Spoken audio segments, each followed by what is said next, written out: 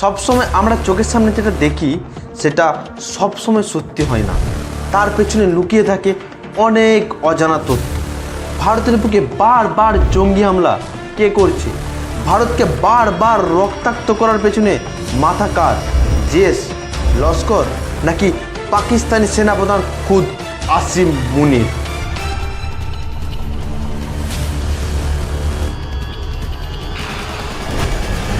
পর দুটো ঘটনা। 10ই নভেম্বর 2025 দিল্লির লালকেল্লার সামনে বিস্ফোরণ, আর দ্বিতীয় ঘটনা পেহেলগাম অ্যাটাক।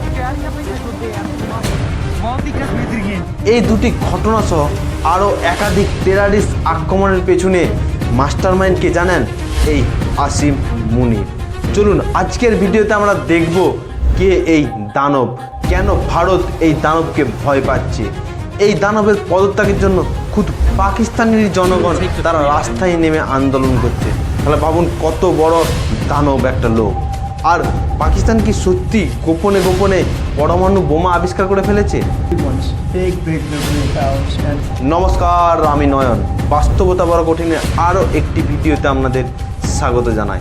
আপনাদের কাছে অনুরোধ, আপনারা আমার ভিডিও তো দেখছেন কিন্তু কেউ আমার চ্যানেলটা সাবস্ক্রাইব করছেন না, কেউ ভিডিওতে লাইক করছেন না আপনাদের ভালো লাগলেও। তো আপনাদের কাছে অনুরোধ, প্লিজ আপনারা চ্যানেলটা সাবস্ক্রাইব করবেন এবং লাইক করে দেবেন। এতে আপনাদের ভালোবাসা আমি মোটিভেশন পাই, আর আপনাদের মোটিভেশন পেলে আমি এই ভিডিও বানানোর সাহস পাই। তো চলুন শুরু করি আজকের ভিডিও। কে এই আসিম মুনির? আসিম মুনির পাকিস্তানের সেনাপ্রধান, একজন অত্যন্ত বুদ্ধিমান, কৌশলী ও তথ্যযুদ্ধের মাস্টারমাইন্ড নামে পরিচিত। তাই তো তিনি পাকিস্তানের সেনাপ্রধান থেকে প্রমোশন পেয়ে এখন পাকিস্তানের ইতিহাসের দ্বিতীয় ব্যক্তি যিনি ফিল্ড মার্শাল পদে বসেছেন। কিছুদিন আগে একটা ভিডিও দেখছিলাম, জানেন তো, সেখানে লেখা ছিল কি চায়না এত উন্নতি কেন জানেন? কারণ চায়না সরকারকে চালায় সেখানকার ইঞ্জিনিয়াররা। ইউএসএ এত উন্নত দেশ কেন জানেন? সেখানকার ইউএসএ সরকারকে চালায় সেখানকার লয়াররা।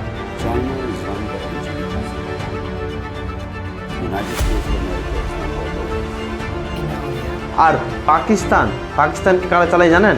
সেখানকার সৈন্যবাহিনীর দল, সেখানকার আইএসএর উচ্চপদস্থ কর্মচারীরা। তাই পাকিস্তান এত টেরারিস্ট উৎপন্ন হয় এই পাকিস্তান থেকে। আর এই পাকিস্তানি সেনাপ্রধান আসিম মুনিরের ক্ষমতা এতটাই বেশি জায়গায় পৌঁছে গেছে যে সে পাকিস্তানের সংবিধানই চেঞ্জ করে দিচ্ছে। পাকিস্তানের সংবিধানকে সংশোধন করে তিনি সেখানকার 3 বাহিনীর একটা শীর্ষ পদে বসতে চেয়েছেন, আর এই পোস্টটার নাম দিয়েছে চিফ অফ ডিফেন্স ফোর্স। আর এই পোস্টটাকে সেখানকার প্রধানমন্ত্রী শাহবাজ শরীফের সরকার দ্বারা অ্যাপ্রুভ করিয়েছে। কেন করবে না? কারণ সেখানকার প্রধানমন্ত্রীকে তো এরা হাতের কাঠপুতুল বানিয়ে রেখেছে। এই শাহবাজ শরীফকে সামনে রেখে তিনি পেছন থেকে পাকিস্তানকে চালাবেন এই আসিম মুনির। চলুন নেক্সট অধ্যায়ে দেখে নিই কেন ভারত ভয় পাচ্ছে এই আসিম মুনিরকে। যখন থেকে আসিম মুনির পাক সেনার প্রধান হয়েছে তখন থেকে প্রবলভাবে ভারত বিরোধী কাজ বেড়ে গেছে ভারতের বর্ডারগুলিতে। তাই তো বিগত কয়েক বছরে পর ভারতের বুকে এই টেরারিস্ট অ্যাটাক ঘটেছে। যেমন 2016 সালে উড়ি অ্যাটাক, যেখানে 4 পাকিস্তানি জঙ্গি ভারতের বর্ডার পার করে ভারতের সৈন্যদের একটা ঘাঁটিতে আক্রমণ করেছিল। 2016 সালে আবার পাঠান কোট অ্যাটাক। 2017 সালে অমরনাথ অ্যাটাক, যেখানে 8 জন হিন্দু পণ্ডিতকে পাকিস্তানি জঙ্গিরা মেরে ফেলেছিল। 2019 সালে পুলওয়ামা অ্যাটাক, যেখানে আমাদের ভারতীয় জওয়ানদের, সিআরপিএফ জওয়ানদের এক গাড়িকে সেখানে বম ব্লাস্ট করে উড়িয়ে দেওয়া হয়েছিল। প্রায় 40 জন সিআরপিএফ জওয়ান মারা গিয়েছিল। তারপর 2025 সালে এপ্রিল মাসে পেহেলগাম অ্যাটাক, যেখানে পাকিস্তানি জঙ্গিরা ভারতের বর্ডার পার করে পেহেলগামেতে ভারতীয় হিন্দু পর্যটকদের খুঁজে জাতি ধর্ম জিজ্ঞাসা করে তাদের নৃশংসভাবে হত্যা করেছিল। তারপরেই প্রায় 7 মাস পরেই দিল্লির লালকেল্লার সামনে এই বিস্ফোরণ। এই মুনির প্রবলভাবে ভারত বিদ্বেষী। এই মুনির পাকিস্তানের একটি সভায় প্রকাশ্যে দাঁড়িয়ে বলেছিল কাশ্মীর পাকিস্তানের গোলার শিরা, তিনি কখনোই কাশ্মীর ছাড়বেন না। আর হিন্দু মুসলমান ধর্ম নিয়েও তিনি অনেক কটাক্ষ করেছিলেন। এই বক্তব্যের কিছুদিন পরই ভারতের বুকে ঘটে যায় সেই মহান ধর্ম নিয়ে পেহেলগাম অ্যাটাক, যেখানে ভারতীয় হিন্দু পর্যটকদের ধর্ম জাতি জিজ্ঞাসা করে তাদের নৃশংসতার সাথে হত্যা করা হয়েছিল। তখনই আমরা জেনেছিলাম, তখনই আমরা বুঝেছিলাম, আমরা নয় ইভেন পুরো পৃথিবী জেনেছিল এই অ্যাটাকের, এই টেররিস্ট অ্যাটাকের ব্লুপ্রিন্ট কোথায়, কে বা কারা তৈরি করেছিল। এই আসিম মুনির সবচেয়ে শক্তিশালী অস্ত্র কি জানেন? তথ্যযুদ্ধ। আইএসআই এখন বোমা দিয়ে নয়, তারা ফেক নিউজ, সাইবার প্রোপাগ্যান্ডা এবং সোশ্যাল মিডিয়ায় হিন্দু মুসলমানের মধ্যে দাঙ্গা লাগিয়ে ভারতের মধ্যে আক্রমণের সৃষ্টি করছে। আর এটা ভারতের মধ্যে কিছুটা হচ্ছেও। বিজেপি সরকার আসার ফলে হিন্দু মুসলিম নিয়ে যেভাবে এই বিভেদ বেড়েছে তাতে স্পষ্টই বোঝা যায় এর এফেক্ট কিছু না কিছু হলেও হচ্ছে। তাই এই আসিম মুনির এই তীক্ষ্ণ বুদ্ধির জন্য পাকিস্তানের সরকার এই আসিম মুনিরকে তাদের 3 সৈন্যর একদম উপরে বসিয়ে রেখেছে, দ্য চিফ অফ ডিফেন্স। কিন্তু আগে এই চিফ অফ ডিফেন্স কোনো পদই ছিল না। এই 3 বাহিনীরকে নিয়ন্ত্রণ করত chairman of the joint chief of staff committee. যেখানে সমস্যা হচ্ছিল কোনো কিছু ডিসিশন নিতে গেলে সেই কমিটির সমস্ত মেম্বারের পারমিশন মানে সম্মতি লাগছিল, যেটা ছিল টাইম সাপেক্ষ। কিন্তু যখন থেকে আসিম মুনির সেই পদোন্নতি হয়ে সেই চিফ অফ ডিফেন্স পদে পদোন্নতি হয়, তখন থেকে তিনি সেখানকার 3 বাহিনীর সর্বসর্বা হয়ে দাঁড়ায়। কোনো ডিসিশন তিনি এক তিলিককে নিতে পারবেন বিনা সময় খরচ করে। আর এই জায়গাটাতেই পাকিস্তানের অন্দরমহলের জনগণের সবচেয়ে বড় ভয়ের কারণ। তাই তারা আন্দোলনে নামছে। পাকিস্তানের সরকারের বিরোধী দল তারা রাস্তায় রাস্তায় আন্দোলন করছে। তারা এটা ভয় পাচ্ছে যদি আসিম মুনিরের হাতে সমস্ত ক্ষমতা চলে যায় তাহলে তিনি মিলিটারি শাসন জারি করে দেবে, পাকিস্তানে চলবে মুনির শাসন। আর ফিরে আসবে সেই জিয়ারের জামানা, সেই জামানা যেখানে পাকিস্তানিদের উপর অনেক অত্যাচার হয়, অনেক কষ্ট পায় পাকিস্তানিরা। এই জিয়ার জামানাতে কি হয়েছিল মানে সেই নিয়ে যদি আপনারা ভিডিও চান তাহলে ভিডিওতে আপনারা লিখুন জিয়ারের জামানা। আর ভিডিওটা ভালো লাগলে একটা লাইক করে দিন। তাই ভারতের একটু হলেও দুশ্চিন্তা জায়গা আছে এই আসিম মুনির প্রমোশন নিয়ে।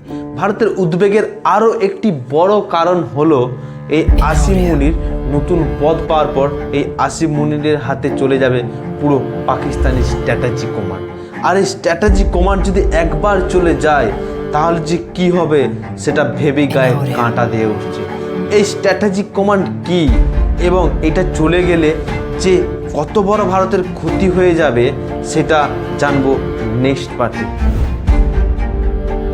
স্ট্র্যাটেজিক কমান্ড হচ্ছে সর্বোচ্চ বডি যারা পাকিস্তানের জলবাহিনী, বিমান বাহিনী এবং স্থলবাহিনীর এই 3টি বাহিনীকে নিয়ন্ত্রণ করে। এছাড়া আইএসআইকেও নিয়ন্ত্রণ করে। এছাড়া আরও একটি গুরুত্বপূর্ণ জায়গা হলো পরমাণু অস্ত্রের ভাণ্ডার, মানে এই পরমাণু অস্ত্র কখন কাজে লাগানো হবে এবং সেটা নিয়ন্ত্রণ করা। পাশাপাশি আইএসআই যেটা ভারত এবং ভারত ছাড়া অন্যান্য দেশে সবচেয়ে বেশি পাকিস্তানের সক্রিয়, সেই আইএসআইকে নিয়ন্ত্রণ করা এবং সেই আইএসআইকে চিফ হবেন সেই পদটাকে নির্ধারণ করার দায়িত্বও থাকে এই স্ট্র্যাটেজিক কমান্ড। আর এই স্ট্র্যাটেজিক কমান্ডের সর্বসর্বা সব থেকে উপরের দায়িত্ব থাকবেন এই আসিম মুনির। এই আসিম মুনির এমন সময় ক্ষমতা বাড়ছে যখন খবর আসছে পরমাণু বোমার। জি হ্যাঁ, পাকিস্তানের মধ্যে গোপনে গোপনে পরমাণু বোমা তৈরি করার কাজ চালাচ্ছে। রিসেন্ট আমেরিকার একটি ইন্টারভিউতে ডোনাল্ড ট্রাম্প, সেখানকার প্রেসিডেন্ট, তিনি বলেন যে পাকিস্তান পরমাণু বোমা তৈরি করছে। যিনি ইন্টারভিউ নিচ্ছিলেন তিনি এই কথাটাকে দাবানোর চেষ্টা করলেও ডোনাল্ড ট্রাম্প বলে যে আমার কাছে পাক্কা খবর আছে পাকিস্তান পরমাণু বোমা তৈরি করছে। তাই এই আসিম মুনির হাতে যদি একবার এই পরমাণু কমান্ড চলে যায় তাহলে যে কত বড় বিপদ ঘনিয়ে আসছে সেটা আর বলার জন্যে। কারণ তখন কোথায় কোথায় পাকিস্তান পরমাণু বোমা ফেলে দেবে। ঠিক আছে, মানে বুঝতে পারছেন তো, তারা কোথায় কোথায় পরমাণু বোমা নিয়ে চলে আসবে। আর এই জঙ্গি হামলার মতন হয়তো পরমাণু হামলাও হতে পারে ভারতের মধ্যে। এই আসিম মুনির ক্ষমতা এতটাই বেড়ে গেছে কি তিনি বিদেশ সফরে গিয়ে সেখানকার প্রধানমন্ত্রী, প্রেসিডেন্টের সাথে বৈঠক করছে। মানে একজন সেনাপ্রধান হয়ে সে বাইরের দেশে গিয়ে সেখানে প্রধানমন্ত্রী, সেখানকার প্রেসিডেন্টের সাথে তিনি বৈঠক করছেন, যেটা পাকিস্তানের প্রধানমন্ত্রী বা সেখানকার সংসদের নেতাদের করা উচিত। তাহলে বুঝতে পারছেন তো এই মুনিরের একটাই এজেন্ডা, কাশ্মীর, ভারত বিরোধিতা আর ধর্মের ভেদাভেদ, ধর্মের মধ্যে দাঙ্গা লাগিয়ে দেয়া। তাই এই আসিম মুনির ভবিষ্যতে ভারতের জন্য এক বিপদের সংকেত। ভিডিওটা এতটাই। ভিডিওটা কেমন লাগলো? ভিডিওটা যদি ভালো লেগে থাকে তাহলে একটা লাইক করুন এবং বন্ধুদের সাথে শেয়ার করুন এবং চ্যানেলটা সাবস্ক্রাইব করে রাখুন এই রকমই ভিডিও দেখার জন্য। চলুন আজকে নিয়ে এতটাই, দেখা হচ্ছে নেক্সট ভিডিওতে।